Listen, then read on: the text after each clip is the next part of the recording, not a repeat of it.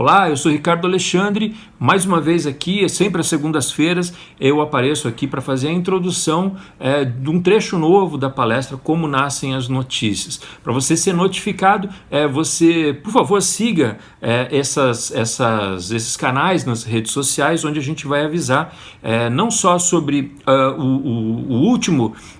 última parte da palestra Como Nascem as Notícias, mas também sobre o lançamento do curso Como Nascem as Notícias em 4 aulas de 1 hora cada uma. Em cada uma dessas aulas a gente vai mais ou menos seguir o roteiro dessa palestra. A palestra ainda existe, que é condensada em 60 minutos, mas a gente vai ter mais informação e muito mais exemplos também. A gente vai mexer um pouco ali nos jornais, nas matérias de internet, citar, olha, onde está a pegadinha aqui, onde você precisa ficar esperto ali, sempre dentro do que a gente está mostrando, tá bom? E também uma versão atualizada, porque a palestra que você vai ver, que você tem visto e que você vai ver aos pedaços aqui, ela é de 2019, tá bom? Então agora a gente vai falar sobre novos problemas. Na primeira semana a gente fez uma introdução, uma conceituação do que é notícia e do que não é notícia. Depois a gente falou sobre a história dos veículos informativos, depois a gente falou dos métodos do jornalista e hoje a gente vai falar sobre novos problemas que não existiam na Idade Média, não existiam na época dos diários associados, não existiam na época dos mensageiros dos imperadores e existem agora, especialmente por causa da internet. Então é um assunto muito interessante e a gente começa a entrar ali no assunto de fake news, aquela coisa que é um motivo de atenção, especialmente para pais, né? Muito bem, então divirtam-se, informem-se, deixem seus comentários, sigam nas redes sociais para vocês saberem do último episódio e também do lançamento do curso Como Nascem as Notícias. Até lá!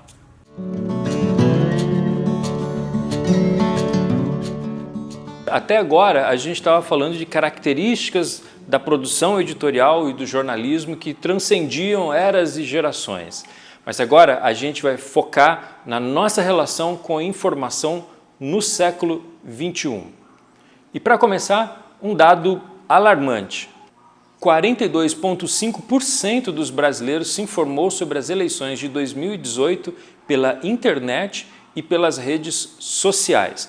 Então, da próxima vez que você sentir aquele impulso de compartilhar dizendo isso o jornal não mostra, então você se lembra que os jornais estão com 6,3% de poder diante da massa dos brasileiros, pelo menos o extrato que foi medido nas últimas eleições. Ou quando você pensar que o WhatsApp e o Twitter que são resistência à mídia, você lembra do dado de que 42% dos brasileiros se informam por redes sociais e apenas 5,6% dos brasileiros se informam pelo rádio. A televisão responde pela segunda maior fatia da nossa pizza aqui, com 37% ainda dos brasileiros se informando.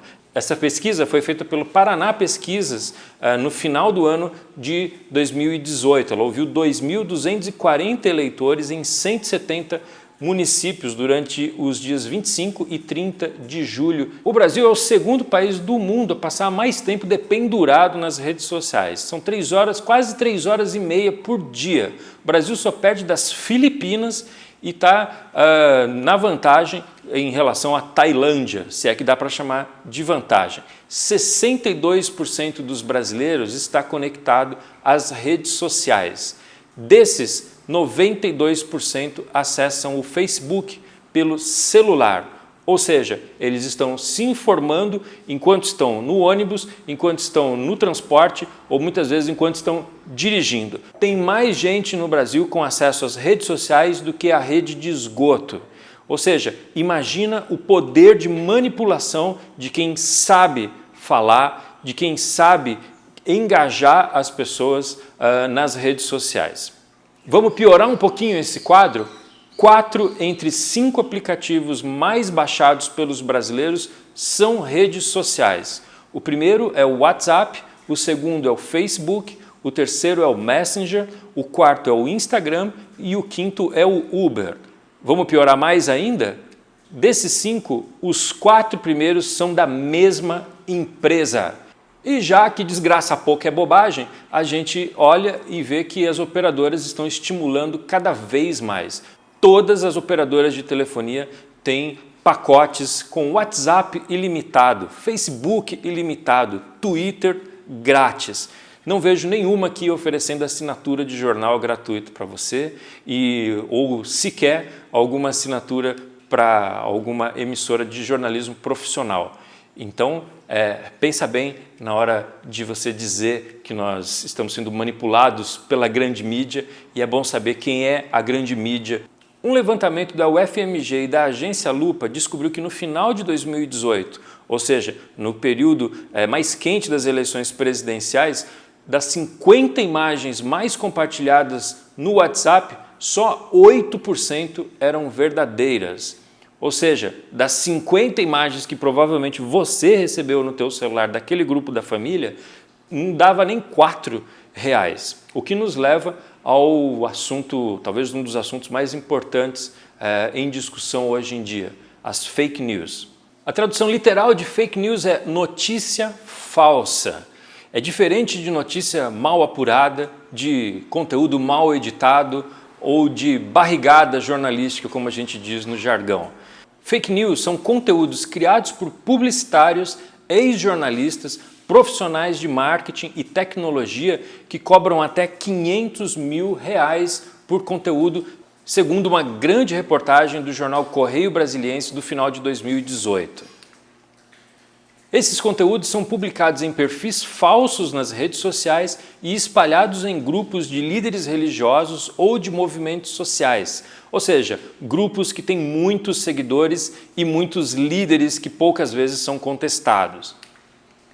Entre 2017 e 2018, o conteúdo jornalístico perdeu 17% de engajamento nas redes sociais. Por outro lado, o engajamento nas fake news cresceu 61%. Por que isso ocorre? O que explica a febre das fake news? A gente tem algumas linhas de pensamento aqui. Primeiro, porque fake news são sensacionalistas e irresistíveis no meio do feed de notícias diárias. Elas são feitas para gerar clique. Elas dizem respeito aos seus instintos mais selvagens para clicar e ver aquilo que eles querem que você veja. Segundo motivo, as fake news nos dão fatos, entre aspas, para comprovar, mais entre aspas ainda, as nossas opiniões.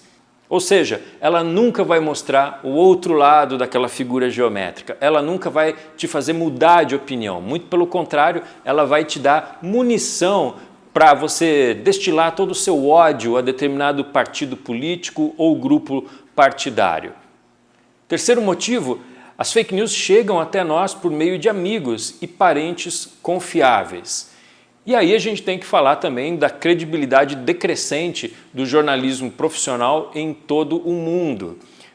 Quando a tua tia manda aquele vídeo completamente picotado e editado de determinado político, você tende a acreditar mais nela porque minha tia não tem interesses por trás disso, ela não deve estar recebendo dinheiro da Petrobras, nada disso, então eu vou compartilhar porque ela sim é uma fonte confiável e não esse jornalista da mamata aí.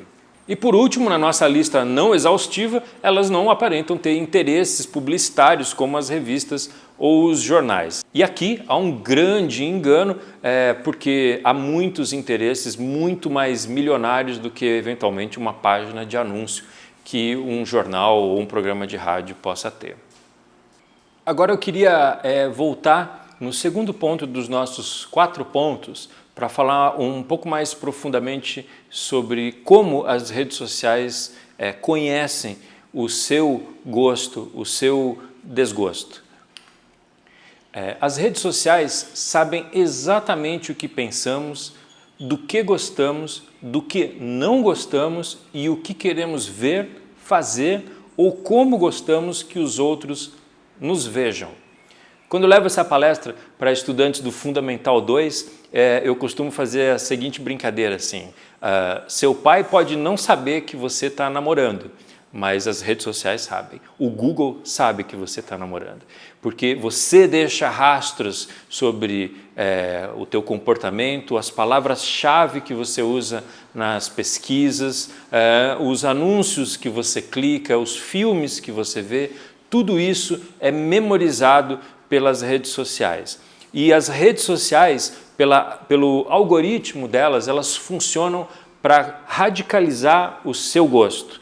Para te oferecer cada vez mais conteúdos contundentes ou conteúdos cada vez mais contundentes, porque assim eles vão conseguir mapear se você gosta de chocolate belga ou suíço, se você gosta da Argentina, mas se você gosta mais de Bariloche ou de Buenos Aires, ou se apesar de ir para Bariloche e Buenos Aires você não vai em nenhuma churrascaria.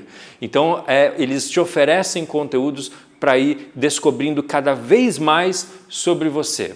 É por isso que quando você não gosta de determinado partido político, daqui a pouco você está odiando determinado partido político. É como as redes sociais se comportam, oferecendo conteúdos cada vez mais radicais e transformando você numa pessoa cada vez menos ponderada. É dessa forma que as redes sociais ganham dinheiro, muito dinheiro. É dessa forma que as redes sociais e a internet estão tirando o dinheiro da publicidade. Porque como é que funcionava até então? Você que tinha uma montadora de carro, você anunciava numa determinada revista que tinha ali uma comunidade de seguidores. Você sabia que eram mais homens do que mulheres, você sabia quantas televisões aqueles leitores tinham em casa, mais ou menos qual era o perfil socioeconômico, e você acreditava que aquela revista, aquele programa de TV, criava vínculo em torno daquela comunidade. Agora, com os algoritmos das redes sociais e todas as palavras-chave e buscas que você espalha no teu celular e nos teus outros meios de comunicação, você deixando todos esses rastros, as empresas conseguem chegar em quem são os palmeirenses de 12 a 13 anos que tem um namorado na mesma sala de aula ou um segundo namoradinho ali tentando ocupar o lugar do primeiro, e aí as coisas vão chegando num ponto de assertividade, de dispersão muito baixa para o anunciante. É por isso que as redes sociais estão levando todo o dinheiro que um dia já foram dos jornais e das televisões. E é por isso que a gente tem que saber quem está nos manipulando de verdade.